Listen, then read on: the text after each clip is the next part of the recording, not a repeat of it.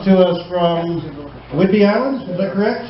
And part of the original Olympic project members. And Dave has done some amazing work with audio analysis. And you know, we saw a little bit of that yesterday through the Sheriff Project. I think what the hell was it? Yeah, Jason and Larry. The other guy. So it happened to be about that at 4 in the morning. So Larry touched upon it a little bit, but we're gonna dig down on this a little bit deeper. And so, without further ado, David Ellis.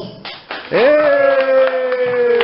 Whoop, whoop. Thank you, Todd. Diane, you can roll it to the next one. Okay, I think we all should give Todd and Diane a really nice hand. Yay! Whoop, whoop. Thank you. You guys put on an excellent production, and I'm so honored to be here. So thank you very much. It's one of the highlights of the year. Yep. Yeah. Okay. Yep. All right, next. Okay, so I'm part of the Olympic project with Derek and a whole bunch of other guys and gals. And we are a like-minded research group, emphasis on the research and vetting evidence. We're all about trying to make sure that whatever we collect has a known answer. In other words, if we find an impression in the ground, we're going to assume it's bear, and we're going to try to prove that it is bear. And when we can't prove it's bear, then it goes into a suspicious pot. So that's kind of the way that other scientists do it. So that's the model that we emphasize. So how many of you here actually, how many of you rolling? So in order for a pattern to emerge, this would have to repeat over and over and over again. But at least now I have some things to look for. So why don't we go ahead and play the sound, and you'll be able to hear the similarities of both.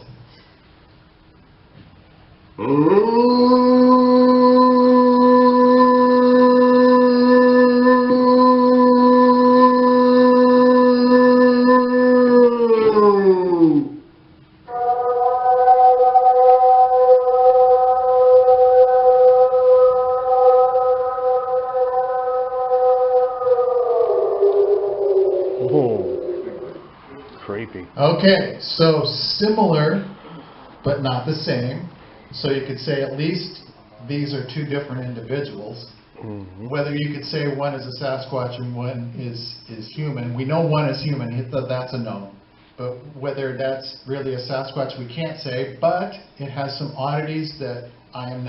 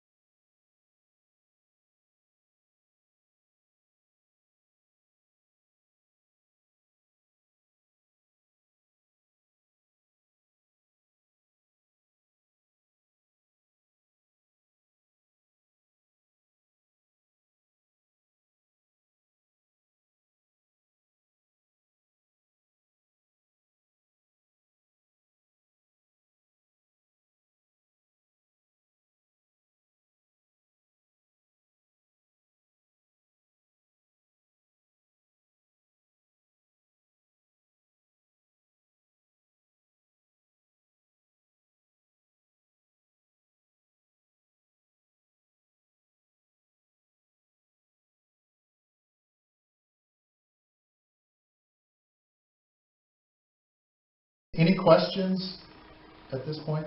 Yes? I got a recording from July 11th. It's very, very like that. Okay, so what I would say that I would like to do with that is compare it to these three.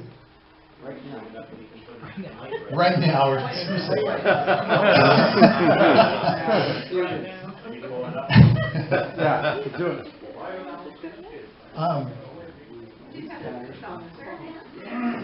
Oh, Mark's got it on his phone. Sweet. This is July 11th, roughly about 35 miles southeast of Columbus, Ohio, and these people have been having stuff going all the time, including 2 Class A's.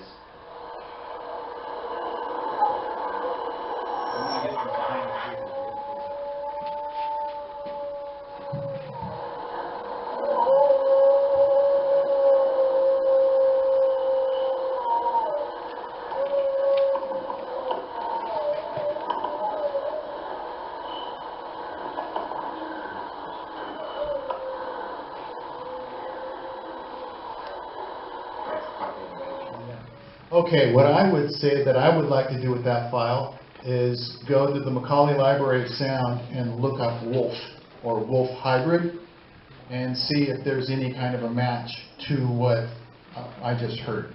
So that's how I would do that particular scenario. And also compare it to this as well to see if there's characteristics. Yes?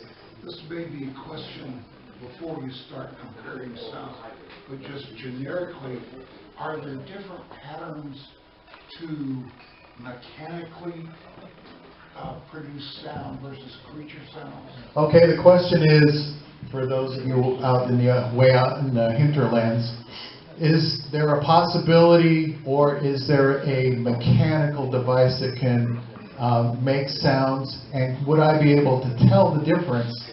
And the answer is yes. So, because everything has its own signature. That's the beauty of doing this, everything visually. Yes? I remember I talked with Paul. He said he was able to lock in frequency. Okay, Redmond's bringing up an interesting comment that, and I've followed Paul before too. Redmond mentioned that Paul Graves, who has been looking into long howls, that there is a sweet spot that he personally has been following that's in the 650 to 750 hertz range. That's also a good indicator too, and that's exactly what we're looking at here where the main fundamental resides. So yes, that is one of the areas of suspicious sounds. It's an indicator, it's something that I keep, okay, that's a good reason to put this in the suspicious. That's an easy word for me. Would you say that? Suspicious. Thank you.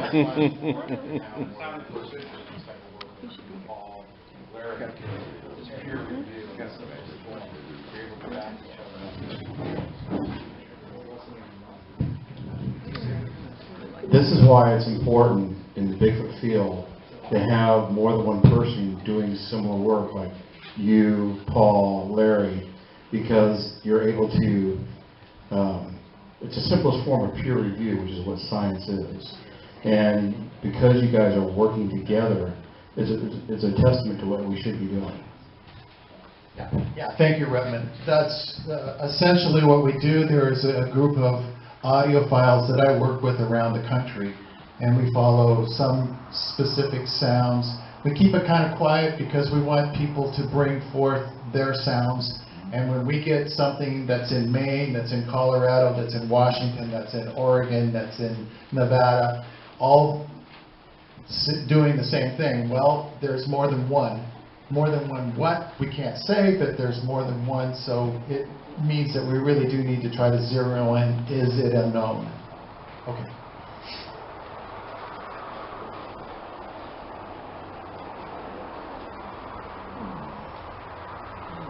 Come on, Dana. Uh-oh, I spoke too loud.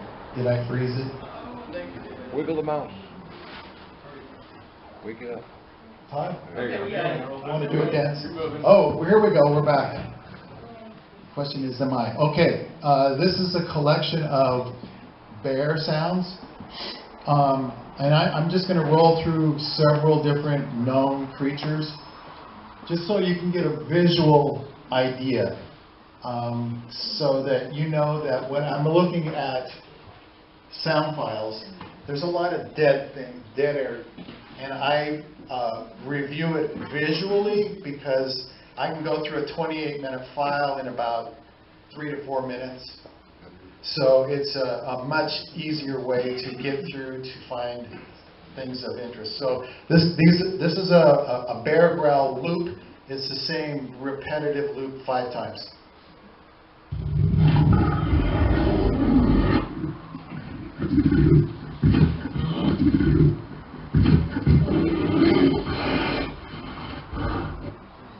So you hear some huffing and growling.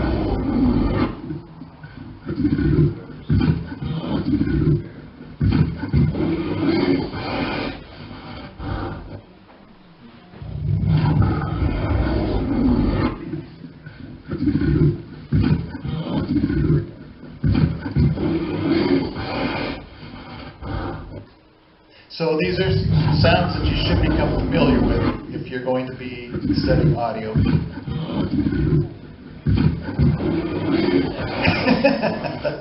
I don't want to run into it either. Okay, we can move on.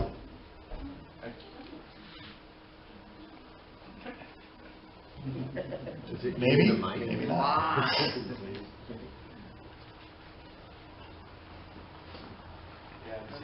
Okay, so cougars. If Diane, if you. Yep.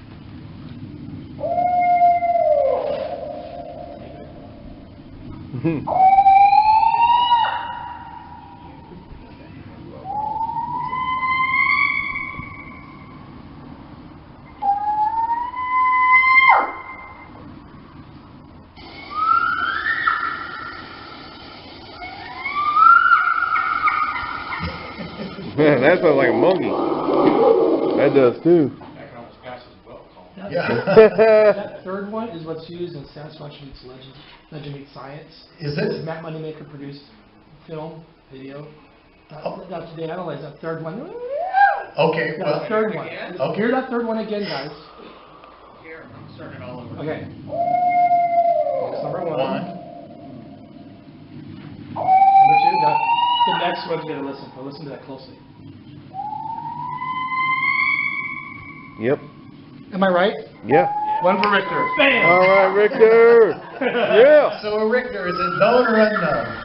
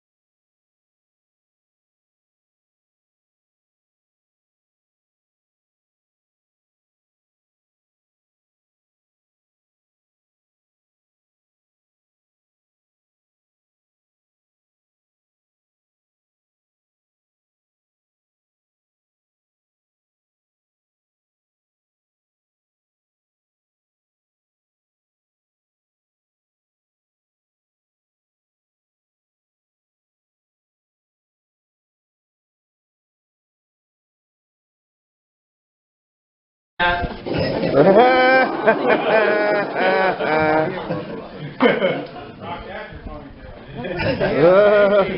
have a picture of one. Am I right? I mean, yeah, Okay. absolutely, Richter. am I? Yeah, he is. Okay. Like 30,000 times. One of the sounds that I am following that has been recorded by me and numerous recorders around the nation is a slapping sound. Very quick, abbreviated slapping sound. Well, guess what makes that slapping sound too? A gorilla. Mm-hmm. So what I've got here is a gorilla on the very first one, and this is repeated 5 times. So the gorilla is the long spikes. The second is I don't know, but it's been recorded in the woods all around the Northwest and places all across the United States.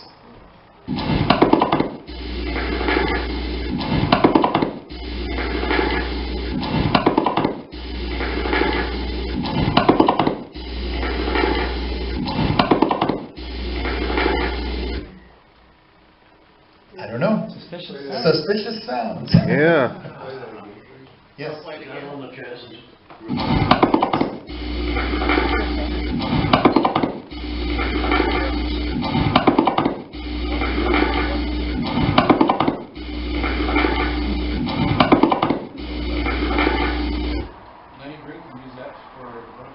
Yeah, there you go.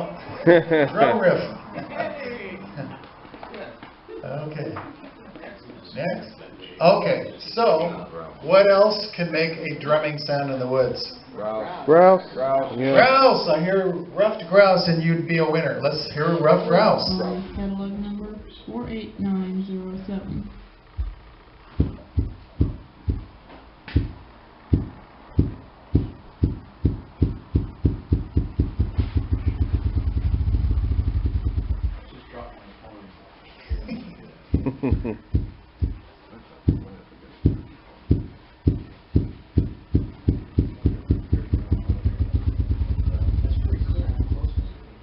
That's Macaulay Library of Sound file.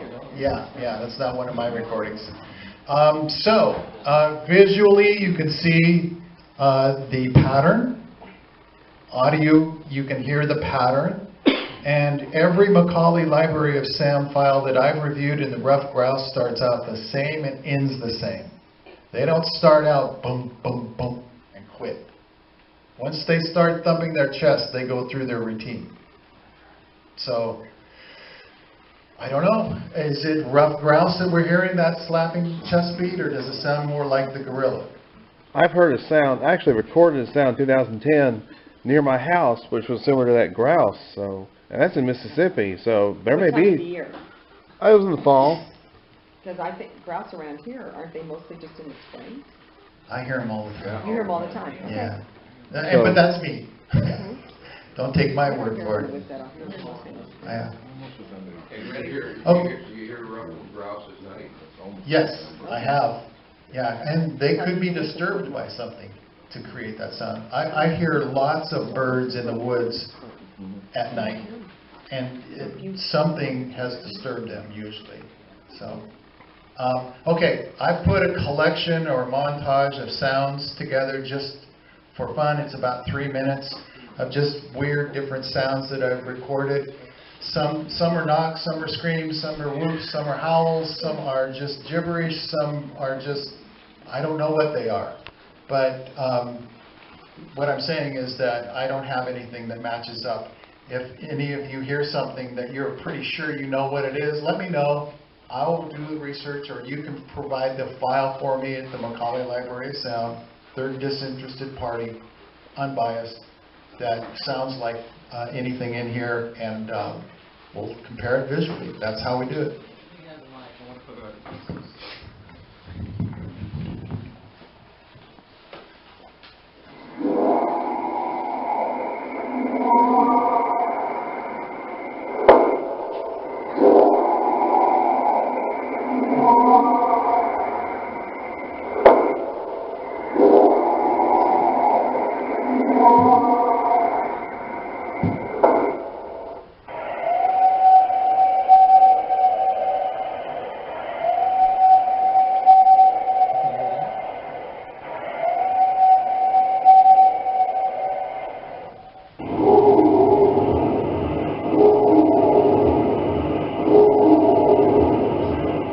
like a lion.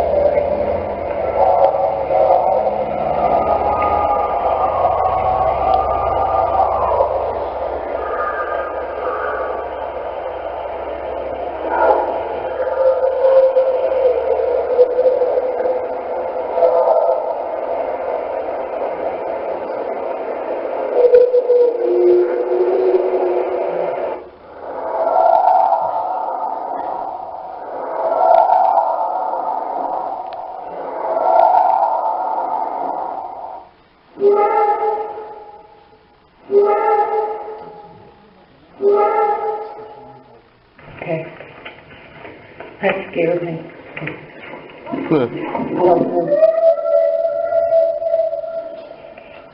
Listen, I have to get it on tape. Okay. That scared me. Is that Puyallup? Sounds like Puyallup. Oh. I have to get it on tape. Okay. That scared me.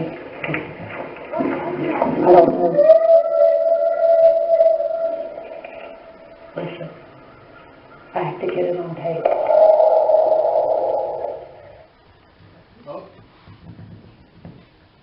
Okay, that last clip there where you hear a lady, that scared me, and she says, I have to get it on tape. She recorded that with her iPhone. Wow. And the wild part comes in, I have a new tool that I play with. I enhance that audio. So that audio was manipulated, and I use that term cautiously because I'm editing in spectrographic analysis. I know exactly where the sound resides. I enhance the sound, and I reduce the noise. So I have software that allows me to bring out the quality. And one of our witnesses, Steve Gilbertson, and I'm sorry. That's my Sorry. nickname. Okay, sorry. Steve recorded a sound on his camcorder, and it was really, really, really soft. And so they asked me if there was anything that I could do with it, and there was. I don't know if we can X out of that.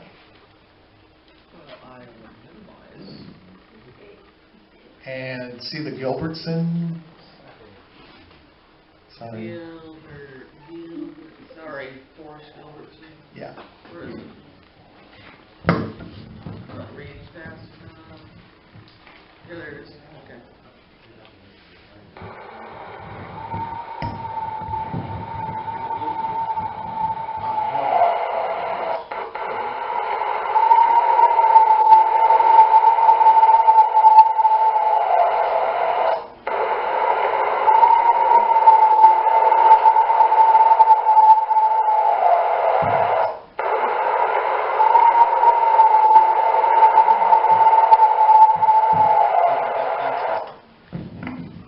Okay, so my point was that if you record something and it's barely audible, I am able to enhance it so that it's more than barely audible.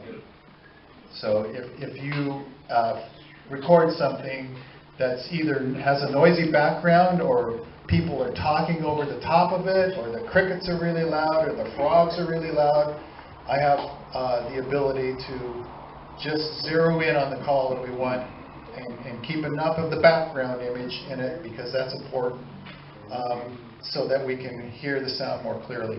Any questions? Good. All right, thank you very much. Yay!